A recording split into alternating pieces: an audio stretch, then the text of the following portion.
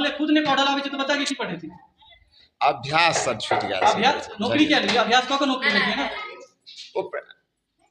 Talent भ जेते कि ऐसे टैलेंट करते बच्चा के भविष्य में बीत जेते बच्चा के कुछ एबे नहीं करते तो टैलेंट बच्चा के बीत जेते टैलेंट होय छै जे लोग पढ़ै छै नौकरी की पर होय छै टैलेंट पर होय छै सर अभ्यास छूट गेल छै फिर की कहै छै इनका अभ्यास की कहै छै अथी करब। अहाँ अपन नाम लिखू तो बोर्ड पर अपन नाम क्यों नहीं बिसरे छी लिखू बोर्ड पर लिखू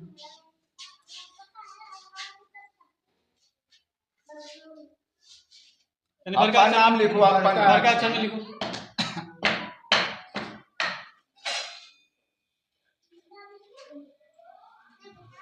आवागा देवी